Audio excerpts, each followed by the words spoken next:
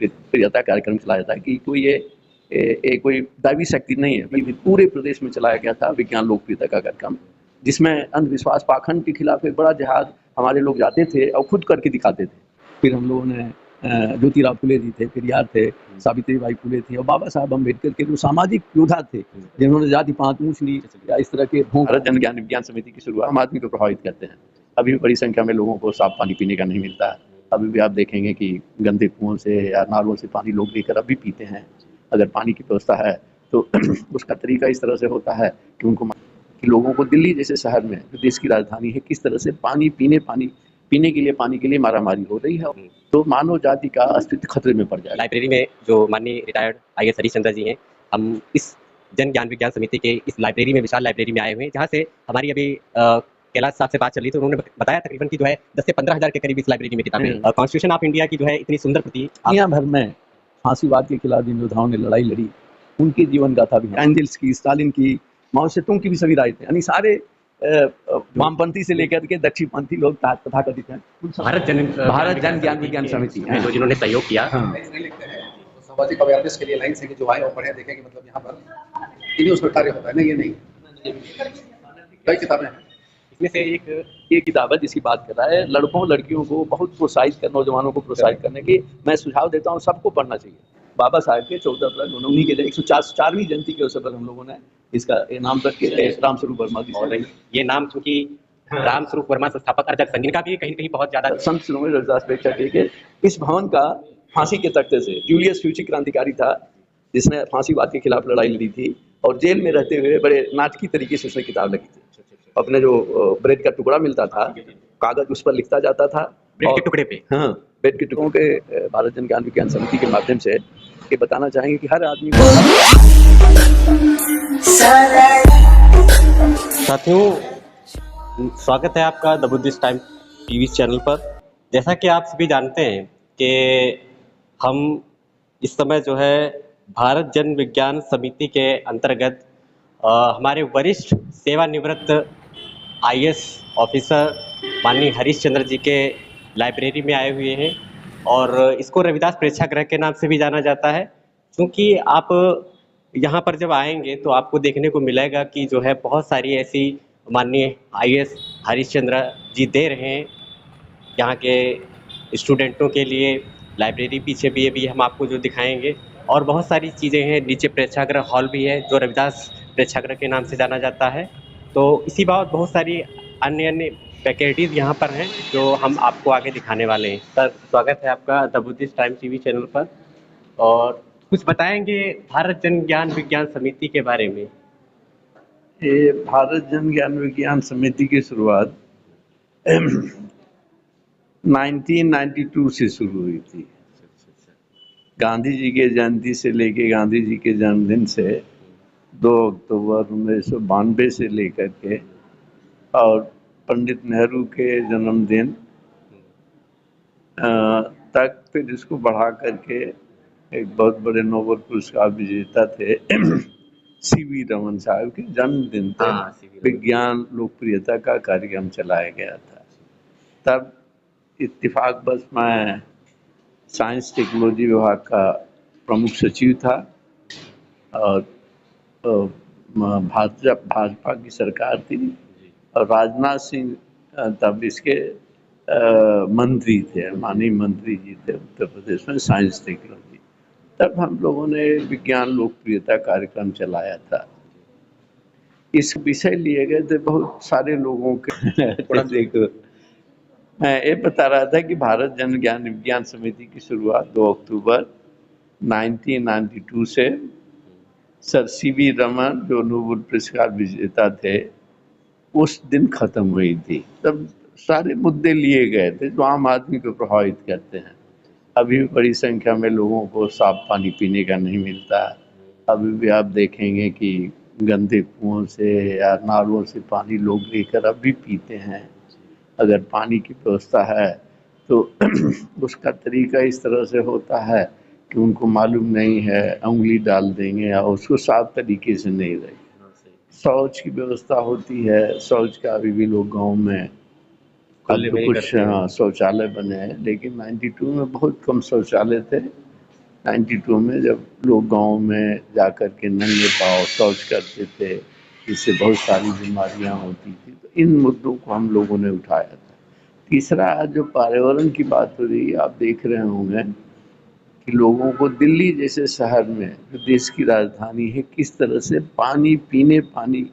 पीने के लिए पानी के लिए मारामारी हो रही है, और बच्चे लाइन में लगे रहते हैं। तो इस मुद्दे को, पानी के साथ आज पर्यावरण पर कितना टेम्परेचर बन गया है, रोज आप अखबार में पढ़ते होंगे कि गर्मी से बेहाल है। और वैज्ञानिकों ने ये बात कही कि अगर 2-3 डिग्री टेम्परेचर बढ़ गया तो मानव जाति का अस्तित्व खतरे में पड़ जाएगा। इसके साथ हम लोगों ने पर्यावरण का मुद्दा भी लिया था कि किस तरह से पर्यावरण में सुधार किया जाए।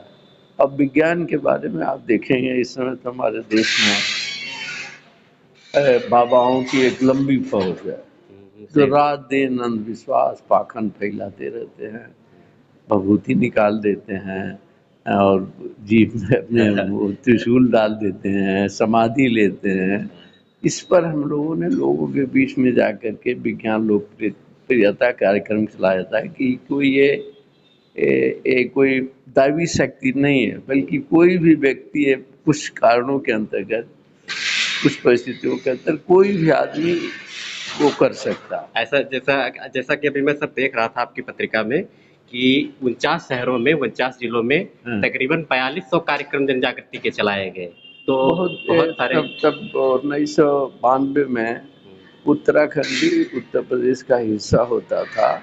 उत्तराखंड के दूर दराज इलाकों से, उत्तर काशी से लेकर बलिया तक, इधर झांसी ललितपुर से लेकर के खीरी पीलीभीत, पूरे प्रदेश में चलाया गया था विज्ञान लोकप्रियता का कार्यक्रम, जिसमें अंधविश्वास पाखंड के खिलाफ एक बड़ा जिहाद हमारे लोग जाते थे और खुद करके दिखाते थे कि कैसे भभूति या बेवकूफ़ किस तरह बाबा लोग बेवकूफ़ बनाते हैं।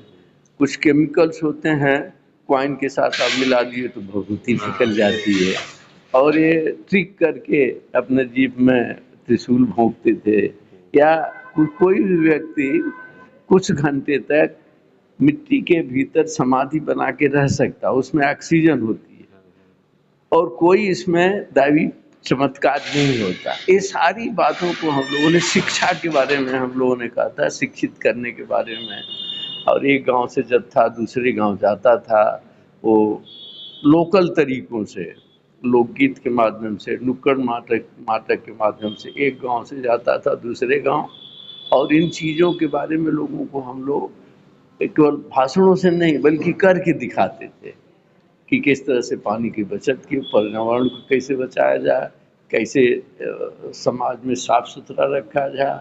ये सारी चीज़ों को हम लोग एक गांव से दूसरे गांव कराते थे। लोगों में बड़ी उत्सुकता हुई था कि कोई राजनीतिक, लोगों से पूछते थे कोई राजनीतिक दल है, आप लोग कहाँ से आए हो? तो लोगों ने कहा कि नहीं, कोई राजनीतिक दल नहीं है, हम लोग वॉलंटिक स्वैच्छिक लोग हैं और सामाजिक सेवा में लगे हुए हैं। हम लोग समाज को बदलने के लिए, बुनियादी चीज़ें उपलब्ध कराने के लिए हम लोग एक नव जागरण कर रहे हैं, जहाँ तक संभव हम प्रयास कर रहे हैं। तो देख रहे हैं कि हमारे माननीय आईएएस हरीशचंद्र जी जो है समाज के प्रति समर्पण है एक तरीके से कह लीजिए, और पर्यावरण जागरूकता को लेकर के, और जो लोगों में एक तरीके का जो है अंधविश्वास है, पाखंडवाद है, ढोंग है, तो इस तरीके के जो तमाम कुरीतियाँ फैली हुई हैं उनको भी कहीं न कहीं से भारतीय जो है जन ज्ञान विज्ञान समिति के माध्यम से जो है लोगों को जागरूक करने का काम कर रहा है। तो हम इस समय इसी जन ज्ञान विज्ञान समिति में मौजूद हैं और सर से यह आग्रह करेंगे कि वो हमें पूरा जो है समिति को दिखाएं और कुछ इसके बारे में, ताकि लोगों को भी, हमारे दर्शकों को भी जानने का मौका मिले। तो आप देखोगे शुरू में जब आप भीतर जाएंगे तो देखेंगे कि आप जो देश की आज़ादी में लोगों ने अपने प्राणों की बाजी लगा दी। जैसे उधर दिखा दो, उधर देखिए, उस साइड राजगुरु सुखदेव, इधर देश की आज़ादी की लड़ाई लड़ी जा रही, तो नौजवानों ने देश की आज़ादी के लिए अपने प्राणों की आहुति दी। इसके अंतर्गत आप देखेंगे कि सामाजिक जागरूकता पैदा करने के लिए सावित्रीबाई फुले फातिमा फातिमा शेख शेख, थी, ये शहीद उधम सिंह जी। ये आज़ादी के चंद्रशेखर आज़ाद थे, बाबा साहब अम्बेडकर, इन लोगों ने तरह तरह से, कुछ लोगों ने इस अंग्रेजी गुलाम दास्ता से मुक्त कराने के लड़ाई लगी, कुछ समाज में कुरीतियाँ थी, जाति पात, ऊंच नीच की भावना थी, उसको खत्म करने के लिए लड़ाई लगी थी। जी।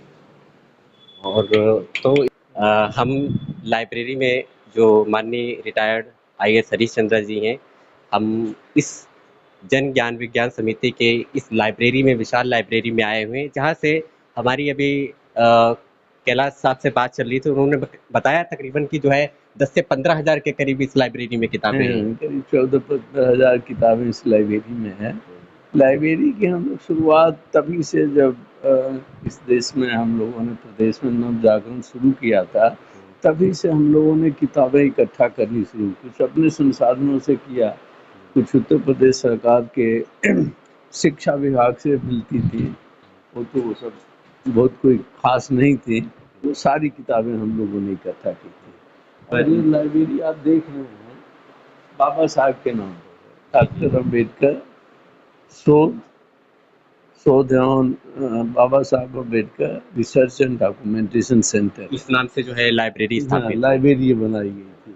ये इस लाइब्रेरी की स्थापना उसी 1995 में हुई थी क्या? नहीं, 92 में छोटी लाइब्रेरी थी। अच्छा। ये बाद में करीब, मैं भारत सरकार में सेक्रेटरी होकर गया, तो एक भारत सरकार के अंतर्गत अम्बेडकर फाउंडेशन है, जो भारत सरकार के सामाजिक न्याय अधिकारिता मंत्रालय के अंतर्गत आता है, तो उनकी Ambedkar university research documentation centre का प्रस्ताव था।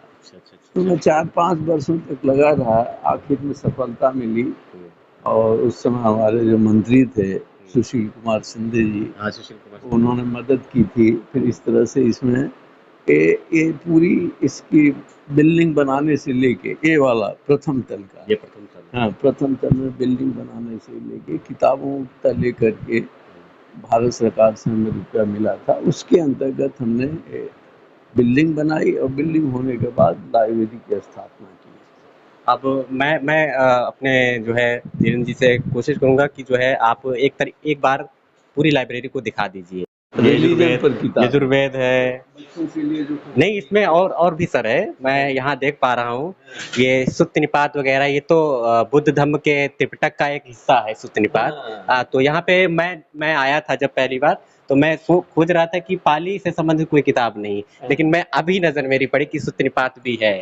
तो जहाँ तक कि है यहाँ सारा कलेक्शन है कि सारे इसमें बौद्ध दर्शन से लेके लोकायत का, बौद्ध दर्शन के पहले लोकायत था, जो भगवान के अस्तित्व में विश्वास नहीं करता था, मनुष्य की मौजूदा जिंदगी में विश्वास करता था। लोकायत से लेके भगवान बुद्ध से लेकर के, फिर हम लोगों ने ज्योतिराव फुले जी थे, पेरियार थे, सावित्री बाई फुले थी, और बाबा साहब अम्बेडकर के जो सामाजिक योद्धा थे, जिन्होंने जाति पात, ऊंच नीच या इस तरह के ढोंग पाखंड के खिलाफ लड़ाई लड़ी थी, उन सबको हम लोगों ने यहाँ किताबें खरीदी है।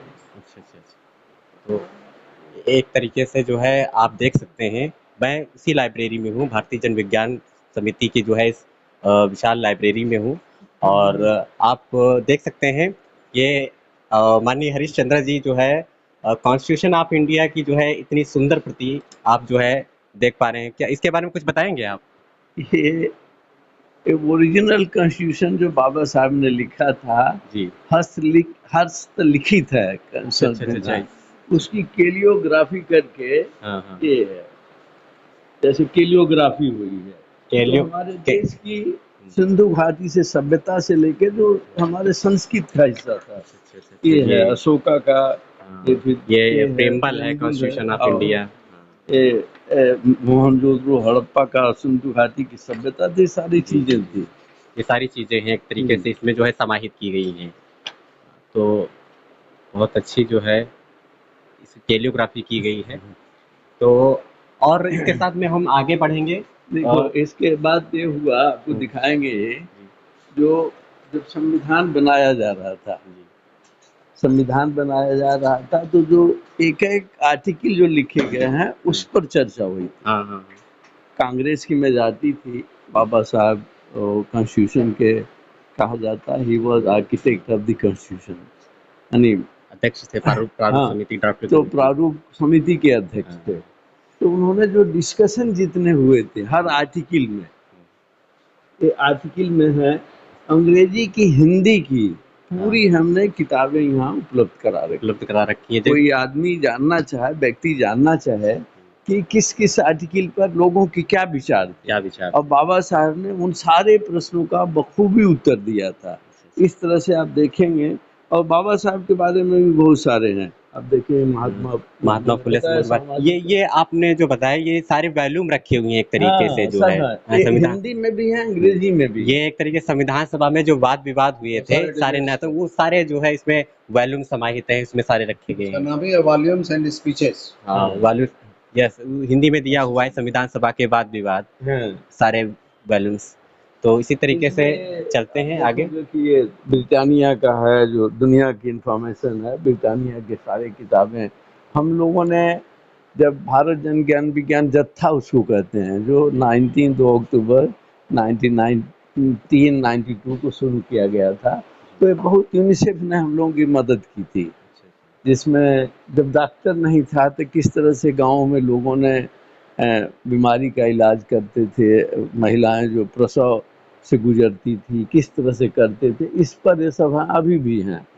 और जैसे मैंने कहा था कि एक उस समय भारत एक छाप पिक्चर बनी थी, जी जी, मनुष्य मानव जाति का इतिहास कैसे शुरू हुआ, जब जंगलों में रहता था, गुफाओं में रहता था, उस समय से लेकर के उन्होंने, प्रोफेसर यशपाल थे, इसका इतिहास है कि केंद्र के स्तर पर जो आगनाजी कमेटी थी, उसके प्रोफेसर यशपाल बहुत ख्याति प्राप्त वैज्ञानिक थे, यूजीसी के चेयरमैन थे, सेक्रेटरी साइंस टेक्नोलॉजी के थे।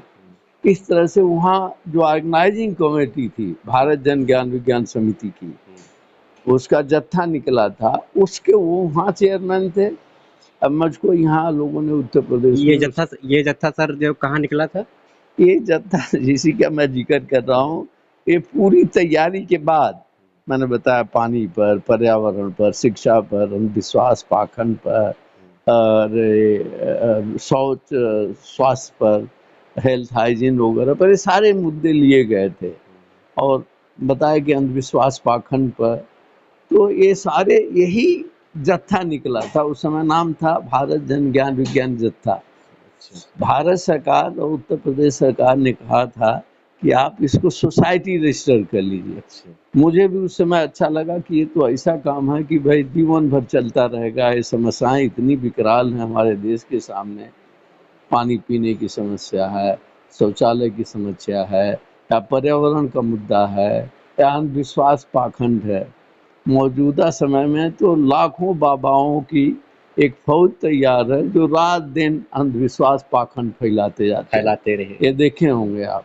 और इस मौजूदा समय में तो सरकार का भी प्रोत्साहन है। तो ये सारे मुद्दे 2 अक्टूबर 1992 से शुरू किए गए थे, और सीवी रमन के जन्मदिन पर एक खत्म हुआ था। उसी के बाद से समिति की सरकार के डायरेक्शन पर, भारत सरकार उत्तर प्रदेश सरकार के डायरेक्शन पर हम लोगों ने बनाई। जब बनाई थी तो ये भवन नहीं था, हम लोगों ने किराए के मकान में विशाल खंड में रहते हैं, जहाँ से शुरुआत हम लोगों ने की थी। एक छोटी लाइब्रेरी बनाई थी। आज लोग देख रहे हैं कि मैं समझता हूँ कि कितने साल हुए, 25-30 के प्रयास के बाद, वर्षों के प्रयास के बाद इतनी बड़ी आप लाइब्रेरी देख रहे हैं, जिसको हम लोगों ने खड़ा किया 1992 से लेकर के अब तक का है। तो इस तरीके से जो है धीरेन्द्र जी, मैं चाहूँगा कि आप एक बार फिर से जो है पूरी लाइब्रेरी को दिखा दीजिए कैमरे पे, ताकि हमारे दर्शकगण भी जो हैं, जो हमारे बहुजन समाज के युवा हैं, जो छात्र हैं, जो साहित्यकार हैं, वो लखनऊ में जो 15,000 किताबों से लैस एक लाइब्रेरी है, जिसका बहुत ही सुंदर तरीके से जो है इसको जो है संचालित किया जा रहा है माननीय हरीशचंद्र साहब के द्वारा। और इसी बाबत में, इसी कड़ी में ही मैं इस पूरे रविदास प्रेक्षागृह को, भारतीय जन विज्ञान समिति को जो है पूरी तरीके से हम लोग जो है देखेंगे। और मैं बोलना चाहूँगा धीरेन्द्र जी से कि जो है अभी माननीय हरीश चंद्रा साहब के साथ चलेंगे और पूरे जो है इस भवन की बिल्डिंग को देखेंगे कि कहाँ पर कौन सी चीज़ विस्थापित है, स्थापित है। चलिए सर। दिखाते हैं, ये जैसे किताबें हैं आप देख रहे हो, पुरानी हैं। एक हमारे प्रगतिशील लेखक भी थे, प्रोफेसर भी थे गाजीपुर में, इंग्लिश डिपार्टमेंट के वो हेड ऑफ द डिपार्टमेंट थे। उन्होंने एक किताबें देखी है, इसको थोड़ा हम लोगों को माइंड अप कराना है। उन्होंने जितनी किताबें थी अपने परिनिर्वाण के पहले उन्होंने की है। तो इस तरह से आप देखेंगे लोकायत से लेकर के दुनिया में जितनी तरक्की हुई वो सबकी यहाँ किताबें आपको उपलब्ध यहाँ पर मिल जाएंगी। हम लोगों ने कहा था कि जो हमारे देश की पुराने थे, वेद थे, पुराण थे, हमने उसको भी इकट्ठा किया। महाभारत है, श्री हरिवंश पुराण और मत्स्य पुराण है, रामचरितमानस है, ये सारी का की सब हम लोगों ने कहा था। किसी ने बहुत अच्छा कहा था यहाँ ये तो यहाँ पर इस लाइब्रेरी में सर्वधर्म समभाव को लेकर के जो है प्रयास पूरा किया गया है। अब वो सबको ज्ञान हासिल करने के ये देखिए गुरु रविदास जी की प्रतिमा को दिखाइए, देखेंगे ये इन्होंने दिया है किताबें, बाबा साहब को दिया है, सुभाष चंद्र जी ने दिया है, तो उनकी है। बाबा साहब की सारे मालूम है। और वो आज़ादी की लड़ाई में जो क्रांतिकारियों ने भाग लिया था, शहीद आजम भगत सिंह, गांधी जी, उनके साथी जो जो भी थे आज़ादी के आंदोलन में भाग लिए थे, उन पर सब पर हम लोगों ने किताबें ली है। हिंदी की कहानियों में मुंशी प्रेमचंद जी की है, इन सारी चीज़ों की हिंदी मुंशी प्रेमचंद की है, कबीर की है, रविदास की है, आप देखेंगे नानक की है, सारे जो मध्यकालीन संत थे उनके साहित्य हमारे यहाँ सारे उपलब्ध हैं। ये हिंदी कहानियों के माध्यम से हिंदी कविता की पुस्तकें भी यहाँ पर हैं। पूरा हिंदी लिटरेचर है, पूरा हिंदी लिटरेचर एक तरीके से। उसमें आपको एकांक नॉवेल वगैरह भी हैं इसमें जो है। चलिए नॉवेल वगैरह, लिटरेचर वगैरह, कविताओं के माध्यम से ये पूरी तरीके से इस सारे प्रकार के साहित्य से इसको सजाया गया है, आप देख सकते हैं। और अच्छा सर, यहाँ पर मैं एक और मेरी बात जहन में आई कि डॉक्टर बाबा साहब भीमराव अम्बेडकर के द्वारा जो है जितनी भी उनके द्वारा किताबें लिखी गई, चाहे द प्रॉब्लम्स ऑफ रुपीज हो, एनालिसिस ऑफ कॉस्ट हो, तो वो किताबें भी क्या इस लाइब्रेरी में स्थापित है? सारी किताबें ठीक है, सारी किताबें बाबा साहब के जितने वॉल्यूम हैं, जो स्पीचेज हैं, सब इस लाइब्रेरी में उपलब्ध है। दिखाया था आपको ना, देखिए ये सारे मेडिसिन पर, मेडिसिन ये स्वास्थ्य संबंधित सारी किताबें हैं। बहुत कबीर पर है, हिंदी लिटरेचर के कबीर पर है, ये कहानियों का संग्रह है। मध्ययुगीन जो हिंदी कविता के हैं, शकुंतला काला ने इसको किया है, वो सब है। अब ये की है जैसे मुंशी प्रेमचंद जी का बताया, ये है देखिए मोहन राकेश के सारे रचनावली, रेणु के कहानी पर आधारित तीसरी कसम फिल्म देखी है कि नहीं देखी है? वो उस पर उनकी है। ये देखिए नीचे है, ये सारी हिंदी की अंग्रेजी किताब है। इस बीच में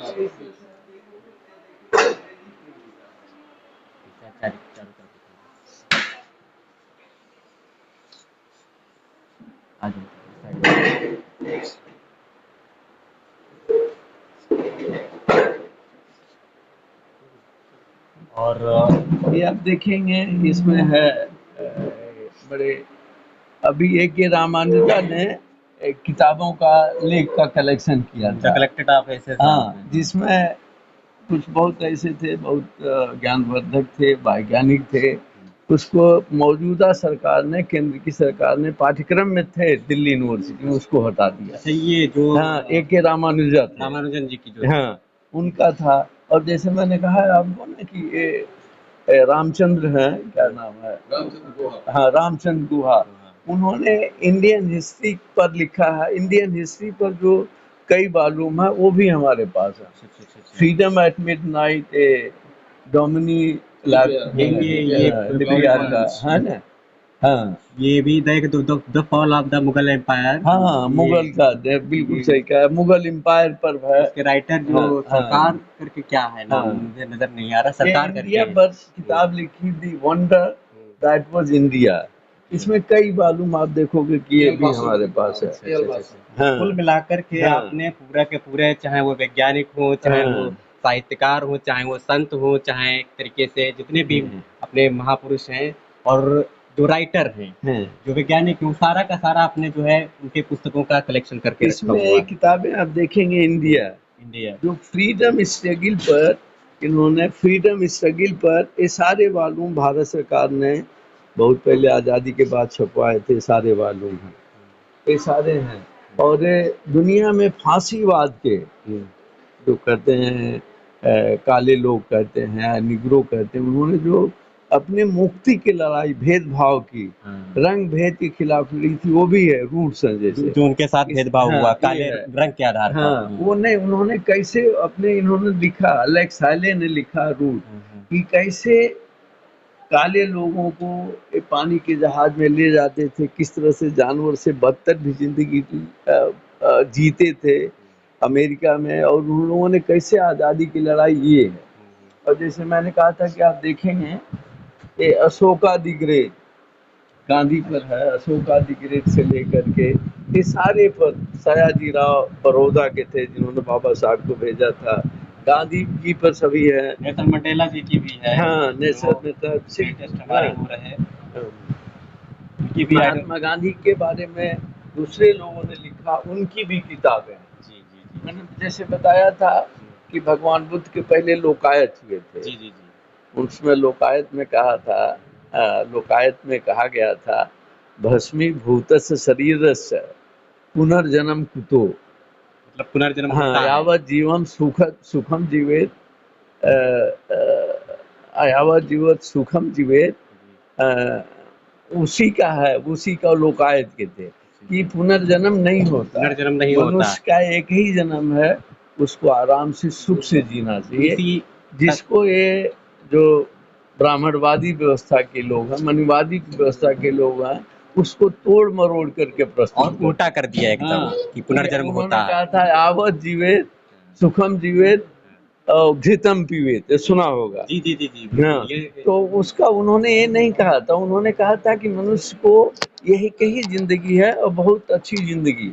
और दुनिया में जो हिटलर शाही थी, मुसोलिनी था इटली में, जर्मनी में हिटलर था, जो फांसीवाद था, जो मनुष्य की आज़ादी पर एकदम रोक लगा दिया था, नस्लों की बात करते थे कि ये केवल आर्यन ही श्रेष्ठ हैं और दूसरे लोग ये हैं, तो उस पर भी किताबें हैं। बिल्कुल, मतलब एक तरीके से आप यहाँ पर पूरा कलेक्शन मिल जाता है। तो इसी तरीके से हम सर चाहेंगे कि एक बार लाइब्रेरी को दिखा दिया गया ये है। देखिए रविदास जी की है, वहाँ पे रविदास जी को हम लोगों ने दिखाया कि रविदास जी तो जी पूजा पाठ करते नहीं,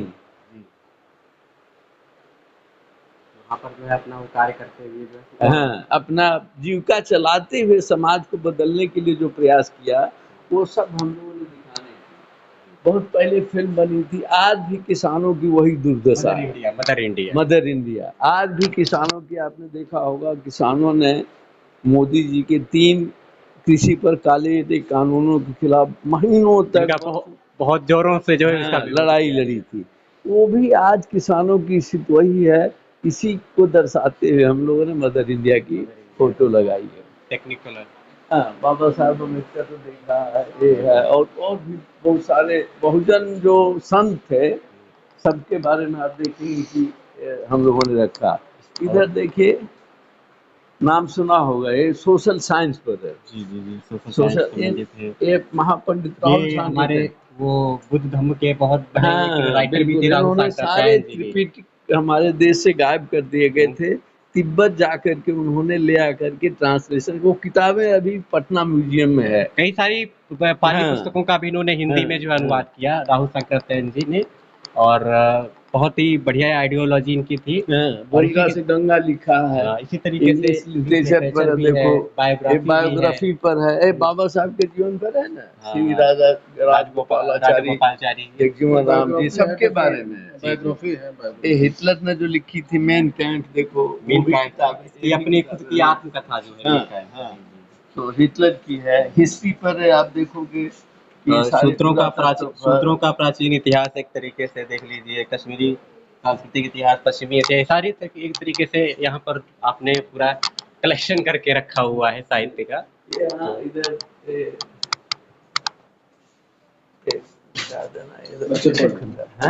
दुनिया भर में फांसीवाद के खिलाफ जिन योद्धाओं ने लड़ाई लड़ी, उनकी जीवन गाथा भी हम लोगों ने यहाँ रखी है। जैसे आप देखेंगे, एक नौजवान था चेकोस्लोवाकिया में, जब फांसीवाद था हिटलर का, गेस्टापो के नाम से जानते थे, लड़ाई लड़ी थी, तो उसने अपनी आत्मकथा लिखी थी जेल में रह के। इसके बाद शायद उसको गोलियों से उड़ा दिया गया था। उसका किताब का नाम है फांसी के तख्ते थे, फांसी के तख्ते से। ये हिंदी में लिखी, ये हिंदी में किताब नहीं, अंग्रेजी लिखी थी, चेक में लिखी होगी, दुनिया भर में अंग्रेजी में, हिंदी में ट्रांसलेशन हुआ है। एक प्रिंस को पाटकिन थे रेवोल्यूशनरी, तो उन्होंने किताब लिखी है नौ युवकों से दो बातें। खिलाफ लड़ी रही थी, तो नौजवान था, उसका नाम था क्या नाम था, बस टेम्पर। दुनिया भर में ट्रांसलेशन हुआ कि किस तरह से उन्होंने अपने पितृभूमि की लड़ाई लड़ी थी। इसमें हम लोगों ने कार्ल मार्क्स की, एंजल्स की, स्टालिन की, माओ सेतुंग की भी सभी राय थे, यानी सारे वामपंथी से लेकर के दक्षिणपंथी लोग तथाकथित हैं, उन सबके बारे में साहित्य, जो तरह तरह की जो मतलब विचारधारा थी, वामपंथी, फांसीवादी, वो बाबरनामा सुना होगा शायद, बाबरनामा है। बाबरनामा, बाबर ने जब भारत पर आक्रमण किया तो उसने जीवन लिखा, बड़ी मानी जाती है, क्लासिक है बाबरनामा। वो मुगल एम्पायर की स्थापना की थी बाबर, उसने अपनी आत्मकथा लिखी, क्योंकि ये स्वयं बाबर ने लिखी थी, तो इसका जो है मुगल वो लिखा था, तुर्की में लिखा था, उसका बहुत सारी अंग्रेजी में ट्रांसलेशन हुआ, फिर अंग्रेजी से हिंदी में लोगों ने ट्रांसलेशन की। जो भारत में आए थे हुमायूं सांग, फाहियान, उनकी भी सब, जो चीनी बौद्ध जो है, हाँ, तो वो सब है। भारत जन ज्ञान विज्ञान समिति में जो जिन्होंने सहयोग किया, जिन्होंने दान किया, उन दानदाताओं की सूची है। पहले सबसे पहले श्यामलाल जी थे, सांसद राज, उन्होंने एक बार मैंने उनसे निवेदन किया, उन्होंने 10 लाख रुपया दिया था। तो ये हम लोगों ने ढांचा कुछ कर्ज लेकर लिया था। फिर अंबेडकर फाउंडेशन से मैंने बताया कि ये 2005 की बात होगी, हम लोगों को 65 लाख मिला था, जिससे हमने ऊपर की लाइब्रेरी बनाई, एक किताबें और भी किताबें खरीदी। एक हमारे मित्र थे डॉक्टर PM सिंह जी, अब तो नहीं रहे, उन्होंने 300 किताबें दी थी। और यहाँ सर ये तीसरे नंबर पर श्री हरीश चंद्र IAS, आप 100 पुस्तकें सर क्या आपने लिखी है कि आपने डोनेट लाइब्रेरी को दिया, अपने पास पर्सनल लाइब्रेरी में? तो मैं जब आया था तो मैं यही गौर कर रहा था कि सर ने लिखी है या दान करी, तो वही करके हमारा बोर्ड है, जो महापुरुषों के कोटेशन वगैरह, इधर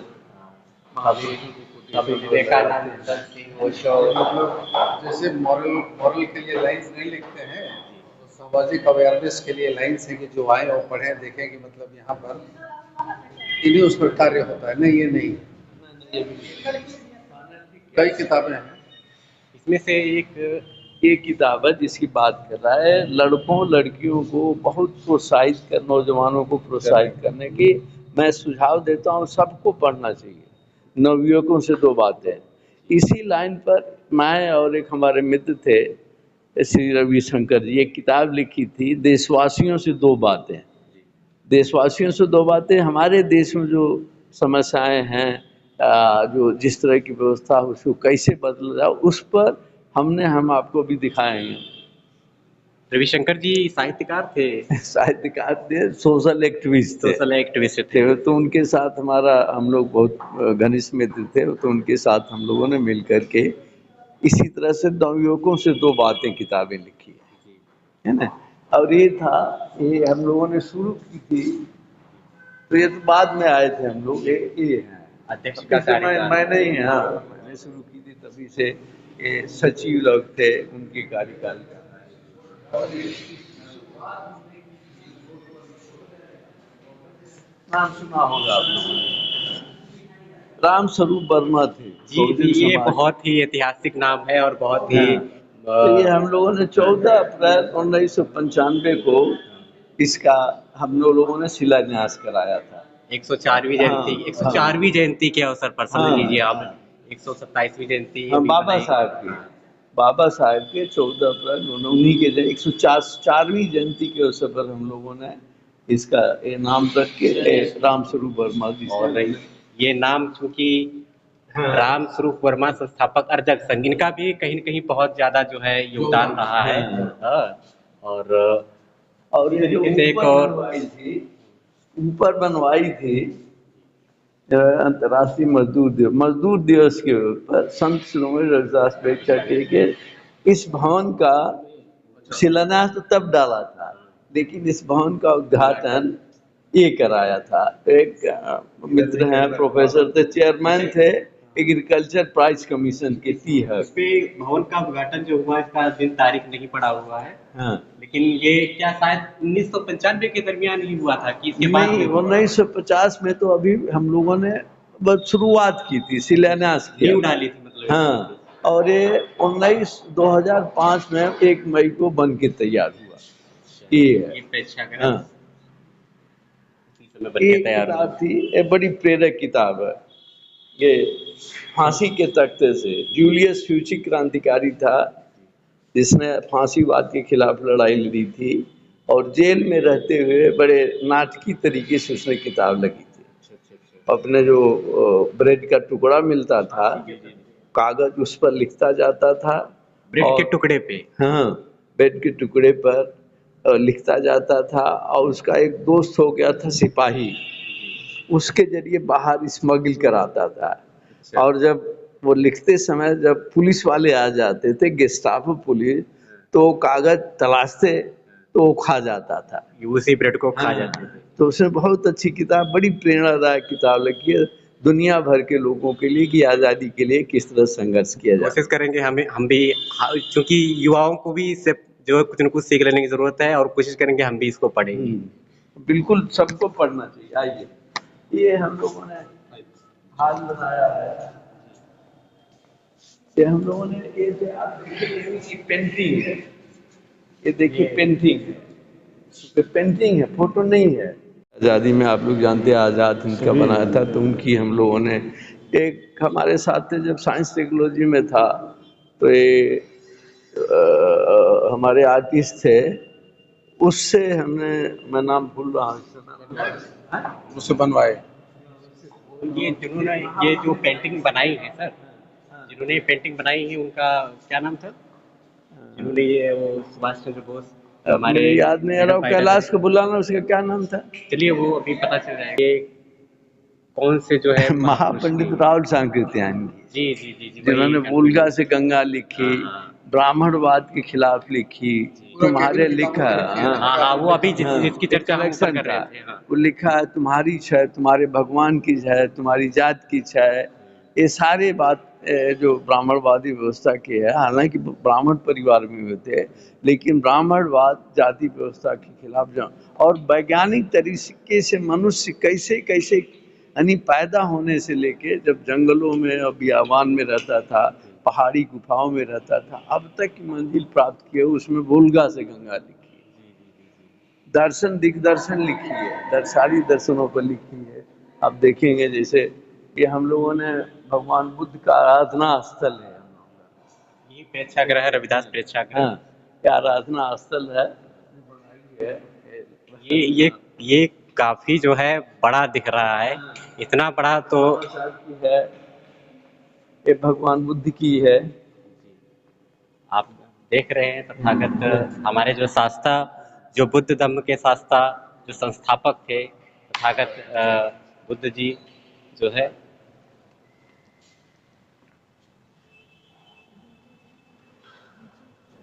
जिनको 23 वर्ष की उम्र में लाहौर में फांसी दी गई थी। हमारे युवा क्रांतिकारी युवा और अप्रतिम योद्धा थे। युवाओं के जो है प्रेरणा स्रोत भगत सिंह जी काफी जो है आजादी के लिए नहीं हुई करने वाले बाबा साहब ये तो हमारे ये सब है। इंडियन कॉन्स्टिट्यूशन के हाँ, सबसे बड़े एक महापुरुष आर्किटेक्ट हम लोगों के प्रेरणा स्रोत। और ये जो था ये हाल जो हम लोगों ने बनाया था रविदास हाल के नाम पर बनाया के नाम पर ये नाम से बनाया गया है। बनाया गया है। तो इसमें हम लोग इसमें फिर बौद्ध की उपासना हम लोग भगवान बुद्ध की उपासना करते हैं, विपස්සना का भी कोर्स करते हैं, एक दिवसीय होता है, तो इस तरह का भी कराते हैं। तो और आप देखेंगे कि ये जो क्या नाम पंचशील का झंडा है, वो हमारे धम्मध्वज जो है लगे हुए पूरी तरीके से सुसज्जित हैं। अच्छा सर, रविदास जयंती के पावन पर्व पर भी यहाँ कार्यक्रम आयोजित किए जाते हाँ, हैं। सब मैं पूछना चाहूंगा इसमें लोगों की बैठने की व्यवस्था जो तकरीबन कितनी कुर्सियां पड़ जाती होंगी इस प्रेक्षागृह मुझे में? लगता है कि इसमें आप बिना देखोगे कि बिना पिलर के कोई खम्मा नहीं है, बिना पिलर के करीब बनाया गया 1000 लोग बैठ सकते हैं। फूलों के पेड़ हैं, बोगनविलिया देखिए उधर लगाई गई है, चारों तरफ फूलों से लड़के लड़कियां यहाँ पढ़ते हैं, उनके स्कूटर वगैरह आप देखेंगे। पर्यावरण की दृष्टि से भी हम लोगों ने बहुत उल्लेखनीय काम किया, इतने पेड़ पौधे लगाए। जैसा कि आपने हम जब ऊपर थे तो आपने बताया ही था कि जो है पर्यावरण को लेकर के कितना आप जन जागृति का कार्य कर रहे हैं और वर्तमान में आप देख ही रहे हैं कि अभी हाल ही में 50 डिग्री सेल्सियस 55 डिग्री सेल्सियस जो तापमान आया और उससे किस तरीके से आदमी भयभीत हुआ और कितना हाई टेम्परेचर। बहुत सारे लोगों ने तो अपनी जो बूढ़े थे बुजुर्ग थे बच्चों को काफ़ी ज़्यादा परेशानी हुई और कई कई बूढ़े बुजुर्ग तो इसमें चल भी बसे। तो ये प्रकृति का ही जो है एक तरीके से असर है।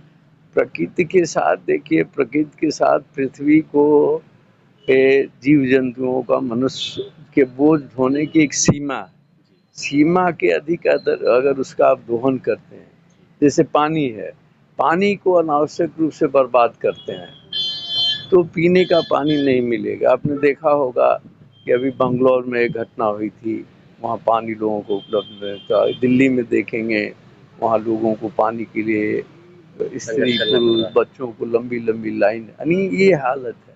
और जैसे टेम्परेचर की बात कही इतनी हो रही है कि लो हो रही है, बहुत सारे अभी तो मिर्जापुर में चुनाव पार्टी के लोग थे, करीब 8-9 लोग कुछ इस तरह से मर गए। तो ये है प्रकृति का तो होगा ही। तो हर आदमी को हम लोगों के भारत जन ज्ञान विज्ञान समिति के माध्यम से ये बताना चाहेंगे कि हर आदमी को हर एक पानी की बूंद की हमें रक्षा करनी, और जितना हो सके हम लोगों को जहाँ भी जमीन उपलब्ध हो, जितना पेड़ पौधे हो सकता है वो लगाना चाहिए कि हम पृथ्वी माता की उस हालत में रख सकें कि ताकि मनुष्य का बोझ हो सके। 145 करोड़ 150 करोड़ क्या हाँ, तो वही क्या होगा। तो ये मैं कह रहा हूँ कि कुछ नहीं है, लोगों को आप जानते हैं इस देश में 1% लोगों के पास 40% देश की संपत्ति उनके कब्जे में। जैसा कि अभी राहुल गांधी ने बताया कि वो 22 ये तो वो 22 गांधी की बात नहीं है, ये तो सर्वे में पाया गया है। तो रिपोर्ट जो छपी है उसमें ये बात है कि इस देश की संपदा पर 1% लोगों का 40% संपदा पर। देखिए कितना जो है गैप है। अरे देखोगे एक और है, दिखाते हैं, ये मदर इंडिया है। देखो ये देखो मदर इंडिया, कैथरीन मेयो।